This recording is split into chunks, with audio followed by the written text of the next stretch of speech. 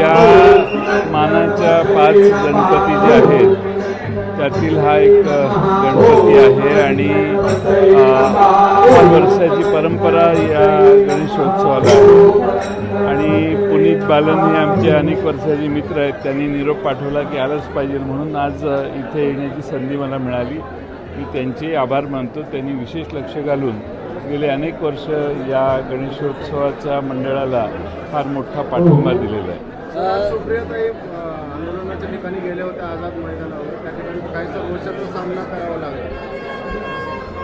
लोकांचे अनेक वेगळे गैरसमज असतात, त्यातून काही लोक अशी रिॲक्ट करतात, पण सुप्रियाताईंनी त्या ठिकाणी जाऊन जरांगे पाटलांची भेट घेतली आणि या आंदोलनाला त्यांनी जाऊन त्यांची भेट घेतली, तिथल्या आंदोलकांची भेट घेतली आणि बऱ्याचशा चर्चा त्यांनी इतर आंदोलकांशी केल्या। जरांगे पाटील उद्यापासून पाणी पण आता पिणार नाही आहे, तब्येत अतिशय नाजूक होऊ शकते। सरकार मात्र अजूनही त्यांच्याशी म्हणावे तसे पुढाकार घेऊन चर्चा करत नाही। सरकारने त्यांच्याशी यापूर्वी चर्चा वेळोवेळी केलेल्या आहेत आणि सरकारला आणि त्यांना एकमेकाला काहीतरी चर्चा काल शिंदे समिती त्यांच्याशी जाऊन बोलून आली।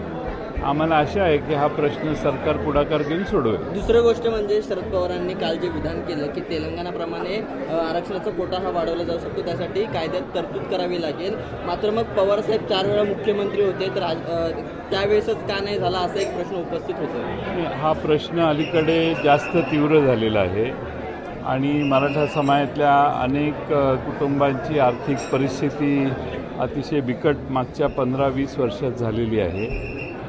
रोजगाराच्या संध्याही तरुण मुलांना मिळत नाही, म्हणून ही मागणी अलीकडच्या काळात जास्त जोर धरलेला आहे आणि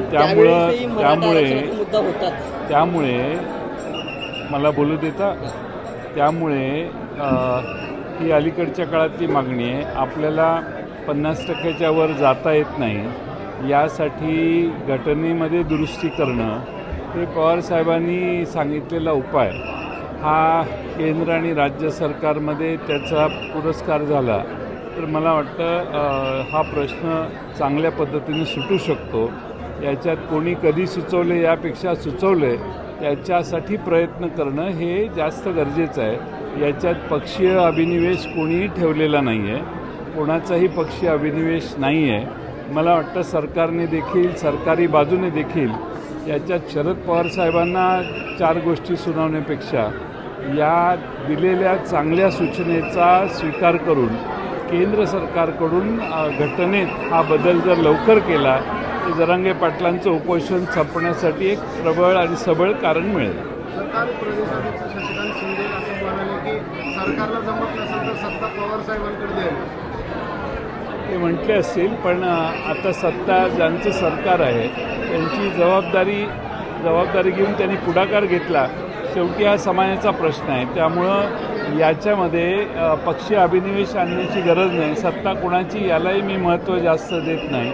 मी असंही म्हणत नाही की त्यांची सत्ता आहे त्यांनी करावं, त्यांच्याकडं आज सत्ता आहे। मागणी यावेळी अतिशय तीव्र आहे आणि त्यांनी हा पुढाकार घेऊन हा नरेंद्र मोदी साहेबांशी चर्चा करून देवेंद्र फडणवीस यांनी पुढाकार घेऊन हा प्रश्न सुटला तर मला वाटतं जरांगे पाटलांच्या मागण्या ज्या मराठ्यांना आरक्षणाच्या आहेत त्या निश्चितपणाने पूर्ण होतील।